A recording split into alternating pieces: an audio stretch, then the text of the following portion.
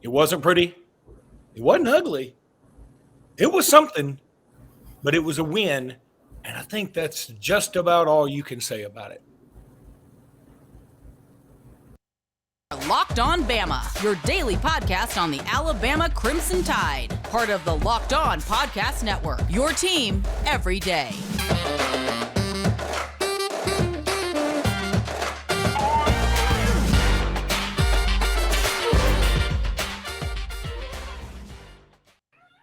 Hey, everybody, and welcome back into Locked On Bama. Luke Robinson, that's me. Jimmy Stein, that's him. Jimmy, how are you today?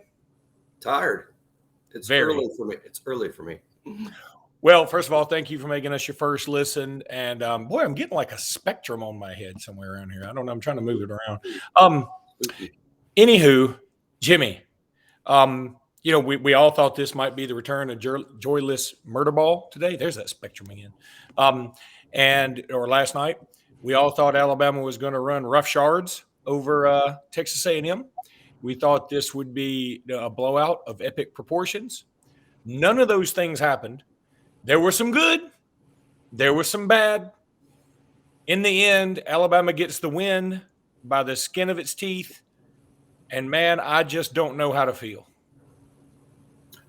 Well, I feel pretty good that they won the game because you came about as close as you possibly can to losing without losing. I mean, they had a play, obviously, at the 2 or 3 yard line that decided the whole game.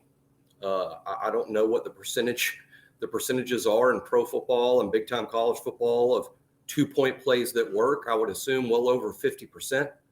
And yet there Alabama managed to defend the last play. I don't think the A&M receiver ran a good route, but I think Terrion Arnold defended it fantastic, and that's being overlooked a little bit. So you came as close as you possibly can to a loss. But, hey, I'll obviously spend a lot of time talking about this. Kentucky played with a backup quarterback and lost to South Carolina, who's not as good. And, I think one thing that was lost in the A&M week, and I did this too, so I'm guilty of this myself. Modern football, Luke, it's all fans really care about is the offense. And Texas A&M's offense had been atrocious. Therefore, the take on Texas A&M is they were atrocious. And it's true, their offense is bad. It's still bad. Nothing about last night changed that. A&M's offense is still not good. But their defense is good. Their defense has been good the whole season. They haven't the defense. I'm not saying it's elite. I'm not saying it's Georgia 2021. I'm just saying that our A&M's defense is good. They're certainly talented. Most of their defense will one day play in the NFL. That was a good defense, and I think all week one thing we missed as journalists covering Alabama football, we probably didn't play up enough how good A&M's defense is, because again, I think the modern team is on offense. That's what they are, and that's why there was this take that A&M's really, really bad. Well, defensively they're pretty good. Even in their losses, they weren't that bad. First of all, you offended the entire journalistic community by calling us journalists along with them. So just you're off to a great start. Sure. But no, look, here's the thing. Here's one way I envy Auburn fans. Wow. I know, but listen to me. They would have partied after that win. They would have enjoyed it, reveled in it, appreciated it. Forget they would have saved the, oh my God, we could have lost. Oh my God, we have a quarterback that doesn't hang on to the ball. Oh my goodness, do we have any, an offensive line that can get any kind of push when we need them? All these things. Oh my gosh, we're back into having kicker problems. That they wouldn't have dwelled on that immediately. They would have let all that go, enjoyed the win, deal with the nitpicking of how you could have lost later on. At least the Alabama fans that I know and that I saw on Al Gore's interwebs, they went straight into that. I mean, there's Milroe bashing. There's what's wrong with Reichert. We need a whole new offensive line. Outside of Jahmyr Gibbs, how many true weapons do we have? Blah, blah, blah, blah, blah. That's a good question. Now, that's a good question. That's not a bad question. It's not a bad question. I'm just saying it wasn't the time to ask it. Right. No, that's a great point. You're making a great point. That's so true. And I did the same thing, so I'm not jumping anybody's case here. I mean, I watched it at home with a buddy of mine, and, we just sort of like, oh, thank God that's over. Instead of reveling in the moment, like, hey, we just beat A&M. And forget that they're a 4-point underdog. Forget that part, because upsets happen, especially when you have backup quarterbacks. I know technically A&M also had their backup quarterback, technically. But their backup quarterback is much more seasoned than ours. Ours is probably more talented in terms of natural gifts, but he is certainly not as gifted of a passer. And I think that's where we can start with this is, look, we all assumed that we can take care of Texas A&M all week. Everybody was like, we can beat Texas A&M without Bryce Young. And Jimmy, I really do feel like I'm talking to a hologram. Maybe you are. Maybe I'm still asleep. I told you it was going to be early for me. Maybe I am still asleep, and I sent my dream state to do the show. So, yeah, boy, Milroe, man. Huh? Let me tell you, I feel bad for him. He's catching a lot of heat. He deserves some of it. Okay, the way he carries the ball is infuriating. I'm not going to say nobody can carry the ball that way. Patrick Mahomes can carry the ball that way. Michael Vick could carry the ball that way. Dudes who are really special and can and know that they're carrying the ball that way can carry the ball that way. He cannot. And he got so I think he got rattled by the fact we didn't score on our first drive, right? And then he started saying, okay, maybe I need to stay in the pocket a little long. Then he stays too long, because I think you're trying to find that sweet spot of, as a quarterback, of, okay, I know now my offensive line's about to give it up, so I got to get out of here. But he was trying to hang in for another minute because, again, he's heard all the same things too. It's like your face is dented in, Jimmy. Yeah, that is terrible. I need to. There was a Family Guy where Stewie created clones. He created a clone of himself and a clone of Brian, the dog, and the clones were terrible. The bodies were malfunctioning horribly, and the IQ points were down about 80 to 90 points from the first clone. So the clones were like really, really terrible, and that's kind of how this is. This is like. Anyway, it's like one of Stewie's clones. It's like Jalen Milroe heard all the talk and he's like, okay, maybe these folks are right. It wasn't as if he was playing with like this added edge of, I'm going to prove you wrong. His body language screamed to me, hey, I need to sit back here because people don't think I can. It's not because, or people think I should. It's not because I want to do it to prove them wrong. And boy, he's got to know what he's good at. What he's good at is when the pocket breaks down, he runs. Now, yes, I would love for him to be able to go through his checks, make a great pass, but midway through the second quarter, he started pushing the ball to people.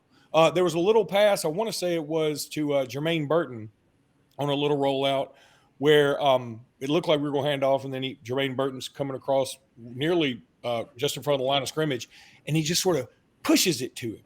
And I'm thinking, buddy, I don't want you to get in this kind of habit. You can't place the ball.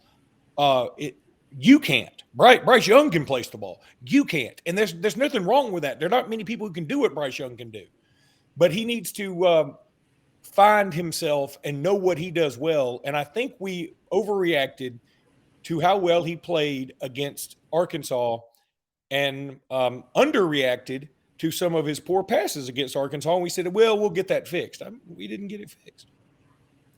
Well, I didn't think we would make Jalen Milroe a quality passer in a week. I mean, I think that's going to be a 4-year process, much similar. That's why I always, from day one, and people can probably see now a little why, I've always compared Milroe to Jalen Hurts. I think it's a really good comparison. I think it's it's an apples to apples thing in terms of developing as a passer. You've already got this one guy who's capable of helping you and win, but he needs to really improve the passing portion of his game so he could potentially even one day play pro football because he has that sort of capability. And that's what happened with Hurts. And I think that's what is trying to be done here with Milroe. And I'm looking forward to watching the tape again, as I'll do and post series by series on Bama Insider as I do every week now. I'm looking forward to that greatly, and I think I'll have it. I think what happened last night is super complicated. And it's super complicated by the fact that Jalen Hurts analogy, but I hope it makes sense to those of y'all who really remember that 4 years well. I think what we could do last night and what would have worked really well last night was Jalen Hurts 2016 when Jalen was a freshman, which was basically his high school offense, which was, and Lane Kiffin invented this on the fly like he's so good with, and that's a one read and run. You take the snap, you look for your one read that you're given, and the guy's there or he's not, and from that point, you either take off or scramble around and it's backyard football and somebody will eventually break open, or just run. And that's the whole offense. And that worked. Alabama won the SEC. Got all the way to the national championship game, lost by 1 second, because that was the best offense that worked with the quarterback at that time. Well, Nick Saban himself has said publicly, this isn't scoop. This is Nick Saban himself publicly. He said, I'm not sure we did Jalen Hurts any favors in 2016. And what he meant by that was we didn't teach him how to be a quarterback. We taught him, we basically played his 5th year of high school because it was what the team needed that gave us our best chance to win games. But it wasn't doing Jalen Hurts any favors, because for him to improve as a quarterback, he needs to sit in the pocket and learn how to make reads and go through his progressions and not be one read and run, because that's not going to work for 4 years. And it's certainly not going to work in the NFL. So we've been working on Jalen Milroe doing those things.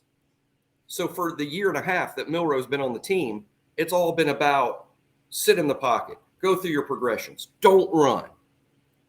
But then now we're in this emergency and we need you now, and you're not ready to be the type of quarterback we're training you to be. You are ready to be 2016 Hurts.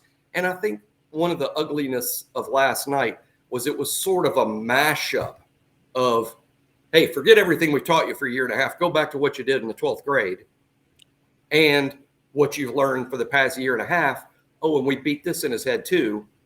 Don't make mistakes. Do not turn the ball over. We'll win the game unless you turn the ball over. And I think that led to a lot of hesitancy, which is why he held on the ball so long.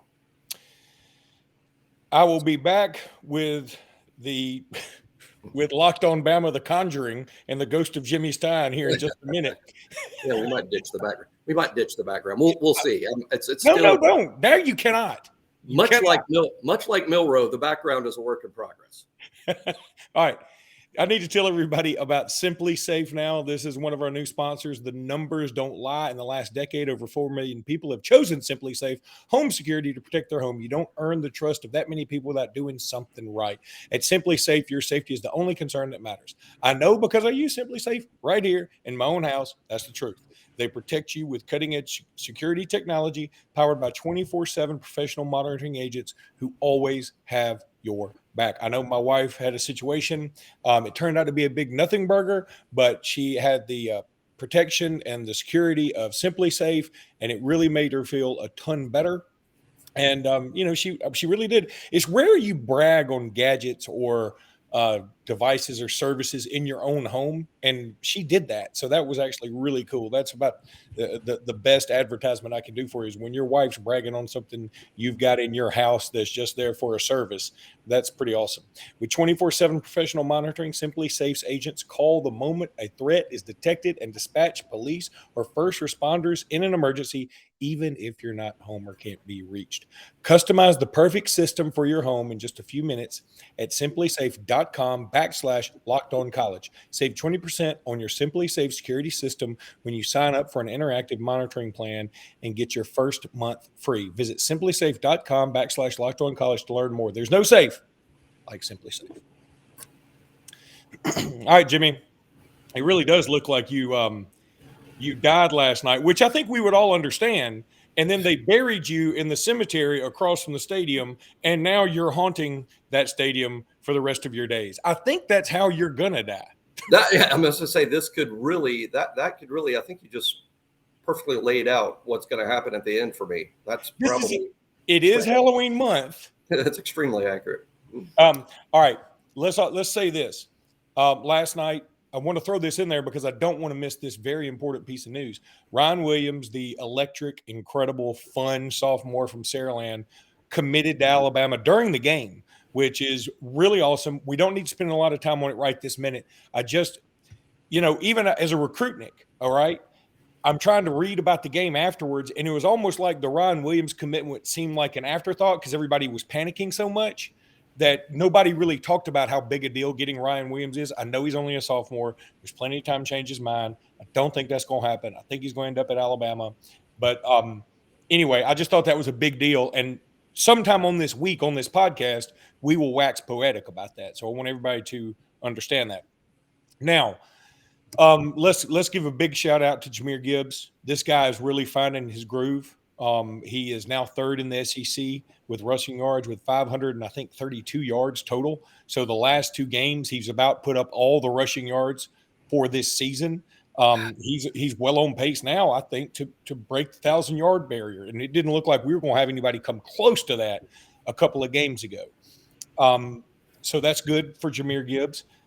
Let's also say, man, the Ryan Williams commitment, I wish he could play for us a little bit sooner. I'm being less – I'm more and more concerned about our wide receivers. Look, I know passing quarterbacks, Haynes King was the better passing quarterback last night, but, dude, his wide receivers helped him out a ton. I mean, they helped him out a lot. And they made Evan Stewart in particular, who's going to be obviously one of these three-and-done freaks. I mean, Evan Stewart's really, really good. I agree 100% that the biggest problem unit on the team, I mean, in terms of going forward and Alabama's chances of success, the wide receiver unit is an issue. And this is what I would say. I mean, it's the biggest issue on the team. And it almost comes down to this, Luke. There is not a receiver. We're playing six, really. Now, we've got a first-team rotation of six, which is ample. But it's Burton, Brooks, Holden, JoJo Earl, Kobe Prentice, and Isaiah Bond. Those six guys. Those are the six that are playing for now. And that lineup may change, and it may need to change. But those are the six. If you were to tell me that we're putting those six names in a hat and we're going to pull one out and that guy's going to be unable to play next week, would it matter? Would it matter what name we pull out? I mean, is there anyone we would miss if they weren't there? No. And that's a damning thing to say about a group, because I'm referring to the group. I'm not picking on one guy. I'm saying no one has made themselves critical to our success. No one. They've all, which is a good thing.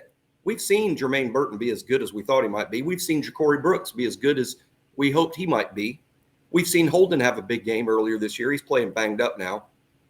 Bond and Prentice have had their freshman superstar moments, much like Evan Stewart did last night for A&M. We've seen Bond make a big play. We've seen Prentice make a big play. We've seen JoJo make a big play, and we know what kind of talent he's got. But none of the six has made themselves critical to our success. And that's what has to change. They're not dependable. I'm not comparing them to Devonte Smith. That is a completely unfair comparison. But I bring it up to say this. I made a joke one time on Twitter, got about 1,000 likes. And it was a joke, but it was also an assessment of how good Devonte is. I said in the middle of all of Devonte's success that eventually led to a Heisman Trophy, I tweeted, I have no idea where Devonte Smith is right now, but I know this, he's open. Yeah. That rings really hollow right now with our wide receiver crew. Because I'll tell you, I don't know where those six guys are right now, but I'll tell you this, they ain't open. They don't get open. They don't make themselves an obvious start. Devonte Smith got open against any defense, any defensive back. He was wide open and made himself a fantastic target. We don't have a guy doing that right now. And I'm not asking him to be Smitty. I'm not asking him to be a Heisman Trophy winning wide receiver or a first-round pick. But they're not helping the quarterback. And Saban said it in his post-game press conference. People wanted Saban to be real critical of Jalen. first thing he said was, when the quarterback's out, everyone has to play better. Everyone has to play better. Wide receivers need to play better. Running backs better. Offensive line better. It didn't happen last night at all. And Jalen needed help because he's a freshman. And the one thing that will also get me on a rant is both teams play backup quarterbacks. Haynes King is a year older. Haynes King has started 6 freaking games. That was his 6th start. That's half of a season. He won the job and was their first team quarterback through 2 fall camps. 2 fall camps he won the job. Comparing, that's outrageous. That's lazy. That's lazy, anybody that compares those situations. No, I totally agree. And I mean, that's just Jimbo trying to, look, I get it. You're trying to throw out, make your team feel better about itself. I get that. Oddly, I think this is Texas A&M's best performance of the year and the thing that they will hang their hat on. Again, for Texas A&M fans who were starting to jump off the Jimbo train, this is the moment that'll get them back on, even though they lost. That's what's kind of weird about this. Jimmy, I need to tell everybody about betonline.net. Betonline.net is your number one source for your football betting. All of it this season. Find all the latest developments on the players, team matchups, news, podcasts, and in-depth articles and analysis on every single game you can find. And as always, BetOnline remains your continued source for all your sports wagering information with live betting and up-to-the-minute scores for every single sport out there. The fastest and easiest way to check in on all your favorite games and events, including Major League Baseball, MMA, golf, boxing, whatever, and especially NFL and college football. Head to betonline.net today or use your mobile device to learn more. BetOnline is where the game starts. I like to do a little special freaky thing at the end every time to make everybody remember it. That was good. If you don't, here's our new tagline. If you don't go to betonline.net, Jimmy will haunt you. Okay. Let me think. Bill O'Brien. Just give me a minute. Dare I say that nobody's infatuated with the guy anymore, right? Nobody is. I think he has become – every team has a scapegoat. He has been the scapegoat for most of the year, most of the last 2 years. He is not always warranted. I think last night is definitely warranted. I thought last night was some of his worst play calling. I wondered last night – there was on Jalen Milroe's second fumble, we had run the ball twice, had done really well. Or run the ball a few times and gotten a first down. I don't remember the exact lineup because I hadn't rewatched the game yet. It came on too late, and I, just hadn't had time. But then he called a pass play, and Jalen stood back there too long. Now, some people want to blame that on Jalen. I get it. But you also have to understand the mindset of your quarterback. And at that time, the mindset of the quarterback is, okay, this is a pass play. I need to stand back here, be calm like everybody said. It's breaking down, but I still need to stay back here. And then he carries it like a loaf of bread, like we've all seen him do, which again, you should know that as his offensive coordinator, and he fumbles. But I really feel like if we run the ball right there, and if we continue to run the ball, at the very least, we go down and get a field goal. I truly believe that. Instead, if I remember right, that led to Texas A&M's second touchdown. And there was the play call when we needed the first down. We get one first down, it's over. We get one first down towards the end of the game, it's over. We run Jahmyr Gibbs a couple of times. We get to his 3rd and 2. And then we bring Jahmyr Gibbs across on the little jet sweep. We don't even fake it to him, and we hand it to Chase McClellan up the middle. When we hadn't been getting push up the middle all day, why not either pitch it to Jahmyr Gibbs, who's had the incredible game, or fake it to Jace McClellan, let Jalen Milroe try and get it on his own. Granted, he'd already had 2 fumbles. Jace already had a fumble. So that argument's out the window if you ask me. I just feel like, and there are a lot of other plays that were just very questionable. Bill O'Brien needs to get more in touch with the college game, and that may sound silly. And he knows more about college football than I do, I hope. But you said something about Lane Kiffin adjusting the offense for Jalen Hurts and how Saban later said, well, we didn't do Jalen any favors. Here's the thing. Alabama doesn't exist to make Jalen Hurts or Jalen Milroe or Bryce Young a pro quarterback. We exist to try and win football games. And Yes. so if that means that we have a quarterback that is a one read, then take off guy until he develops, so be it. And maybe that is how you develop. I don't think you develop telling a guy, look, you need to go through all 3 reads, and then you need to use that gazelle-like speed you have if it's not there. No, right now, Jalen Milroe is in a different place mentally. Tell him, look for your first read, scramble around a little bit. Go ahead and get out of the pocket because we didn't hold a great pocket for you last night. A&M's got some dudes along the defensive line. They do. And then take off. The lanes were there. And when he used them, it was great. But he didn't use them enough. Well, I think, another thing is sometimes things are so much more clear to me in retrospect. Like Pat Dye said, hindsight is 50-50. And using my 50-50 hindsight, this is by far the most criticism I've seen Bill O'Brien get. He's gotten a lot of criticism. Even last year when Alabama finished 6th in the nation in offense, he still got a lot of criticism for that and is getting a lot of criticism this year and even more after last night. I think in hindsight, I should have seen this coming because the obvious game plan when the defense has been playing, other teams' offense has been bad, and you have literally a freshman quarterback making his first start, there is an obvious game plan, and that is this: don't lose the game.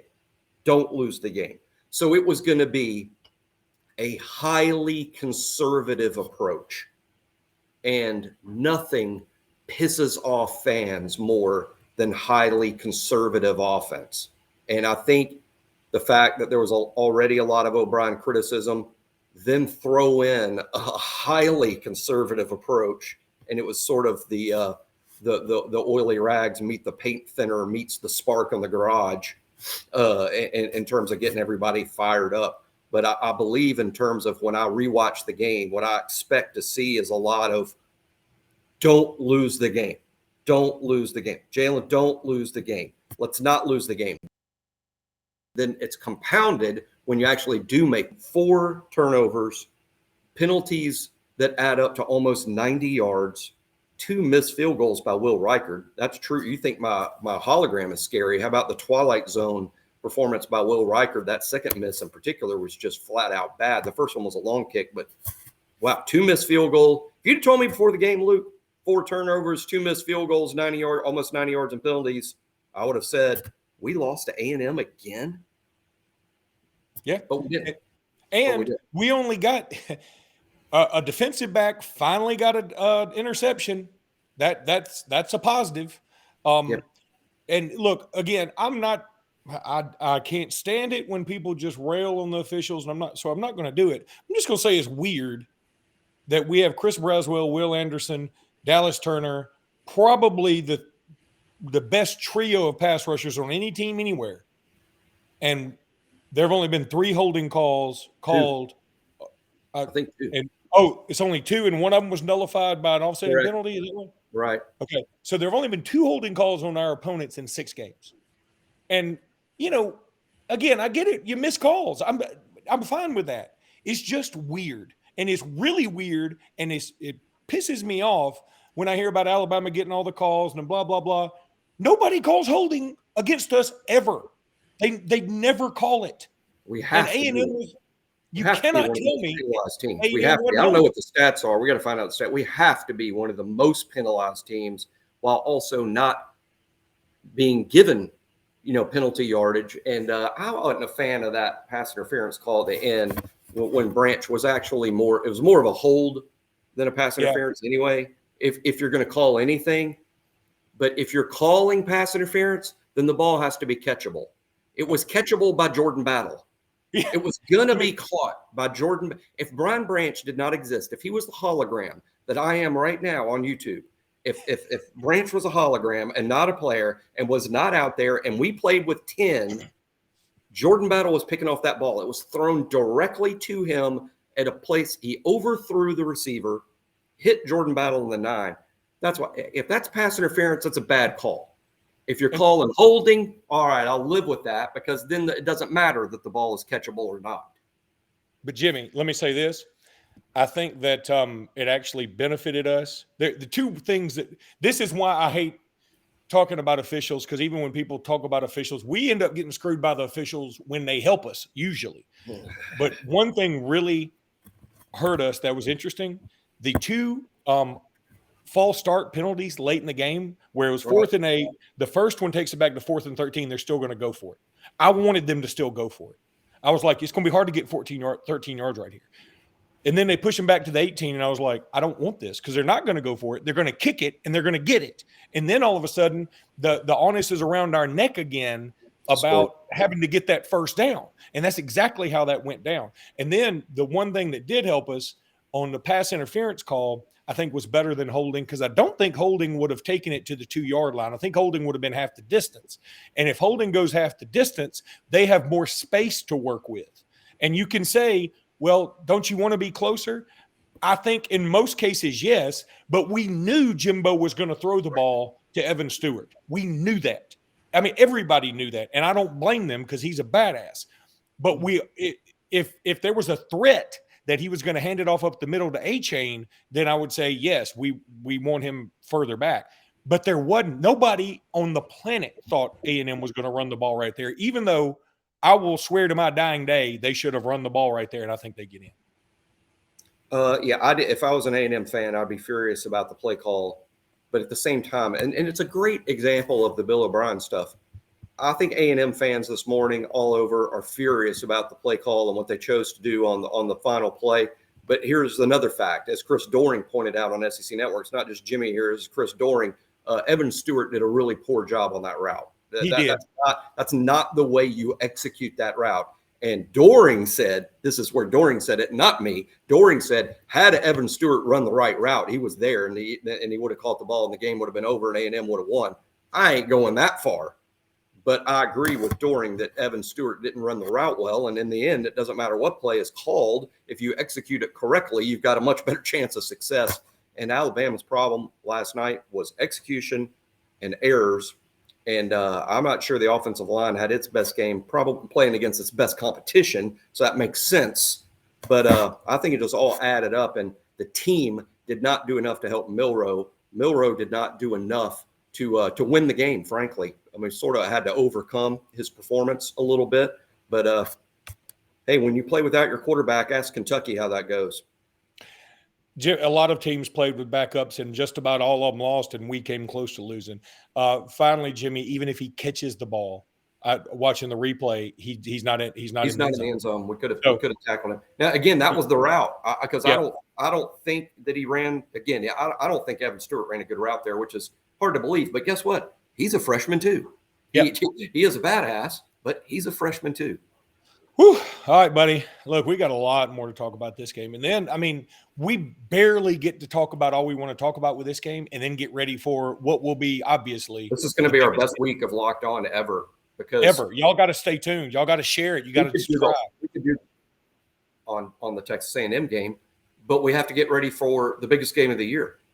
Look, I'll tell you how important this next game is. Jimmy's dead, and he's come back from the grave to haunt this program. I'm still doing the show despite death. You think the postman's cool because he delivers weather and snow and sleet? I'm doing the show dead. All right, everybody. That's going to do it for today's Locked On Bama. We'll be back tomorrow. Until then, roll tide. Roll tide.